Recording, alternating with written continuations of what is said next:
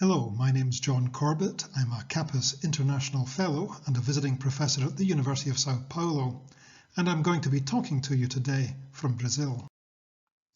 This is the view from my window as I speak, and although it may look idyllic, one of the things that I really miss about Scotland is those early days in October, autumn leaves in the gutters and the smell of rain-soaked anoraks, and the annual ASLS education conference.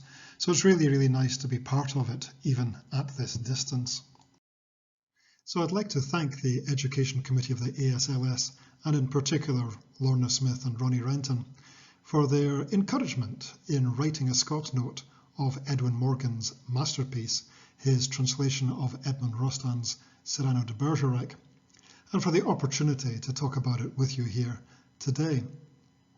In the 20 minutes that I've got available to me, I want to touch briefly on four topics.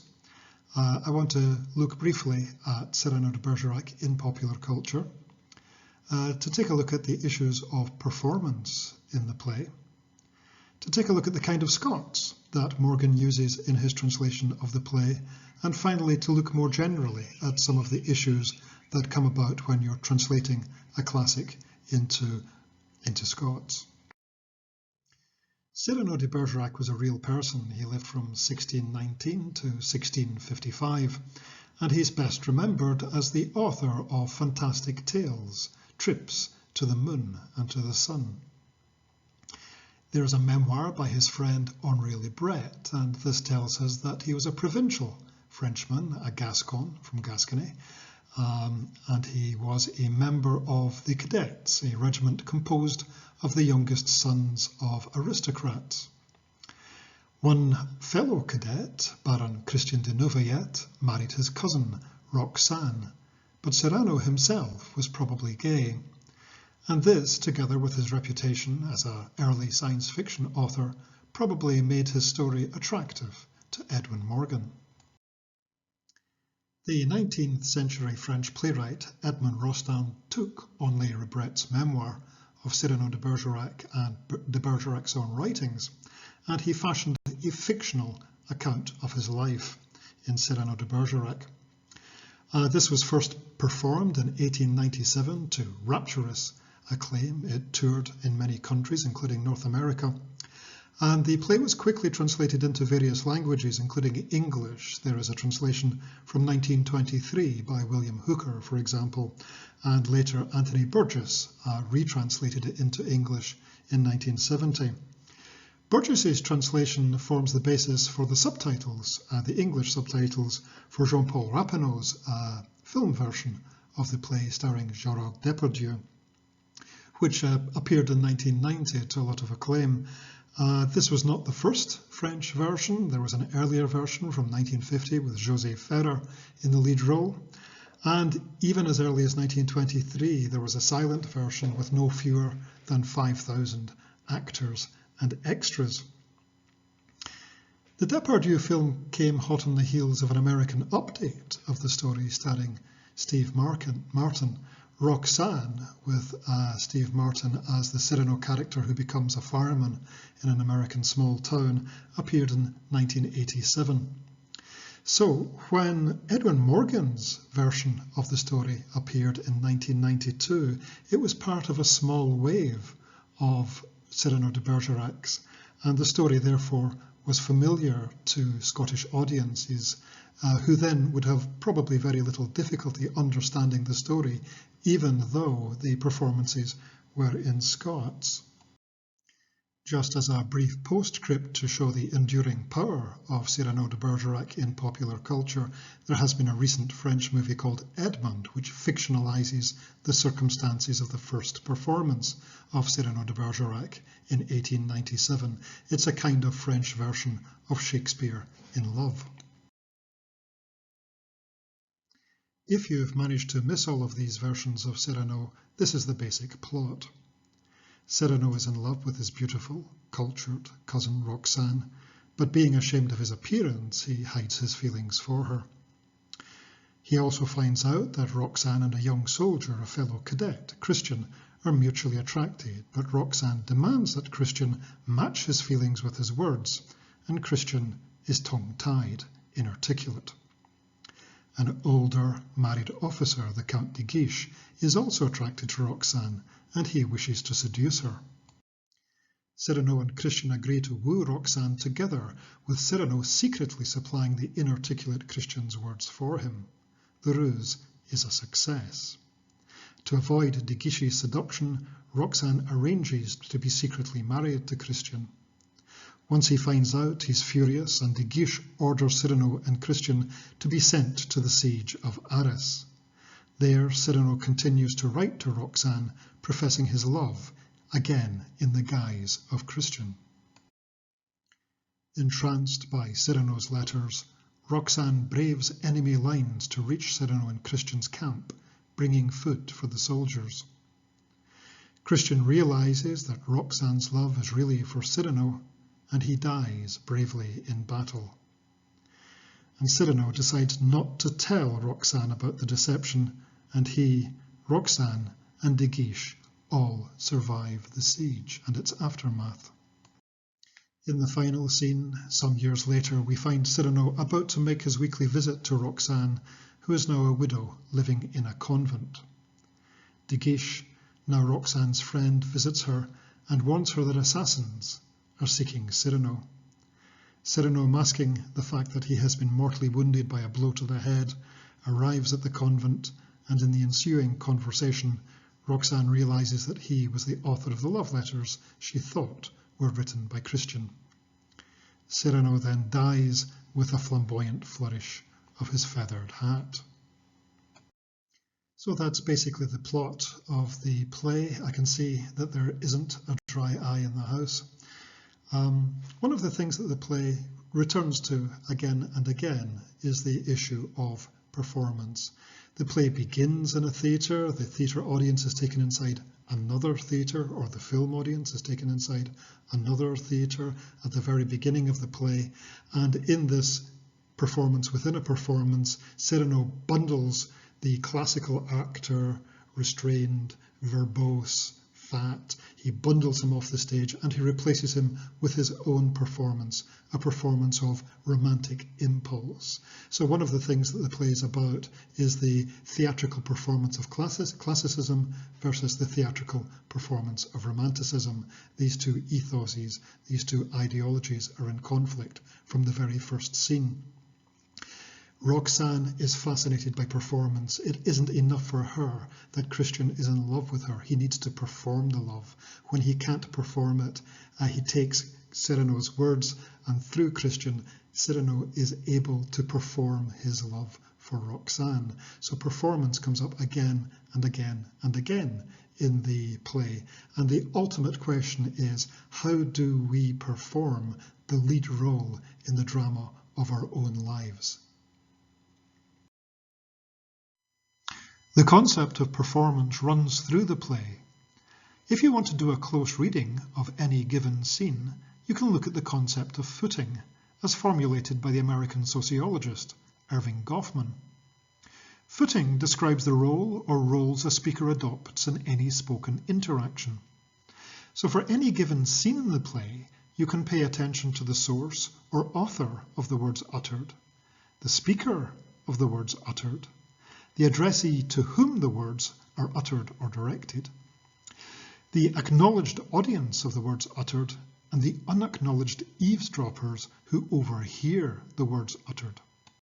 So, for example, in the balcony scene, where Cyrano supplies the words for Christian to woo Roxane, the source of the words is Cyrano, or arguably the playwright Rostand or the translator Morgan. The speaker is Christian, and then later in the scene, Cyrano disguised as Christian. The addressee is Roxane. The acknowledged audience is Roxane. Both men are speaking to Roxane. And the unacknowledged audience is the theatre-goers or the readers of the play. Questions that the concept of footing raises for our own lives, particularly in an age of social media, is when do we speak in our own voices? When do we borrow other people's words, and why?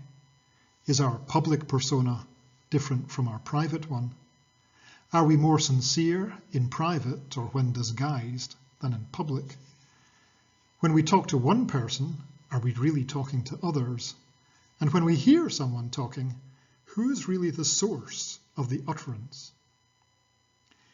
In Cyrano, we can also ask, when are the public and private performances, the public and private performances of Cyrano himself, reconciled? One of the great delights of the play, obviously, is that it is written and performed in Scots. And it's worth taking a few seconds to take a look at the kind of Scots, the kind of literary Scots that Morgan fashions for his translation. In his introduction to the play, the Carcanet edition here, he said, I decided that a Glaswegian Scots would offer the best basis, since it's widely spoken, can accommodate contemporary reference, and is by no means incapable of the lyrical and the poetic, and comes unburdened by the baggage of the older Scots, which used to be thought suitable for historical plays. I kept English for the Count de Guiche and for some of the minor characters, the fops, nuns, Roxane's duenna, her nurse. The Scot note goes into some detail on the nature of Scots in Cyrano de Bergerac, and there is an extensive glossary both of Scots expressions and of general cultural expressions and hard words in the text. But basically, when you take a look at the Scots, the Glaswegian Scots of Cyrano de Bergerac, Morgan creates this by using phonetic spellings, a little bit like Tom Leonard in his Glasgow poems. So he uses UZ, us, IVRY, every, to give an impression of a Scots accent. So although it might look very, very dense on the page, when you say the text out loud, it's actually quite comprehensible. There's only a few general Scots expressions used in the text, wheen meaning many, clearty meaning dirty, for example. There's quite a lot of local references which domesticate the translation. So, for example, Cyrano describes his nose at one point as a lang whang, and if you look up the invaluable Concise Scots Dictionary 2nd edition for lang whang, you will know this because it's a geographical reference that will be familiar to you. But in the Scots Dictionary it says, the part of the old Edinburgh to Lanark Road, the A70 between Balerno and Carnwath. In golf, the name given to a particularly long hole on some golf courses. So these cultural references, these local references, are used to domesticate the text.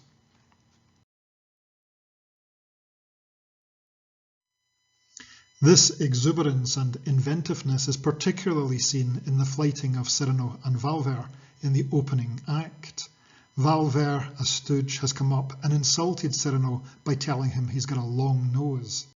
Cyrano responds violently by saying that this is a weak insult and begins to tell Valvert what he could have said.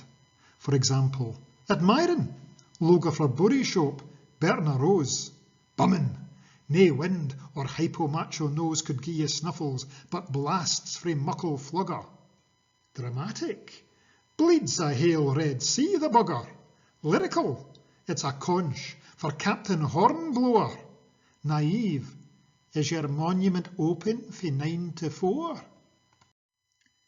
To understand Morgan's translation strategies, here are a few lines by a minor character, Ragueneau the pastry chef, his description of Cyrano.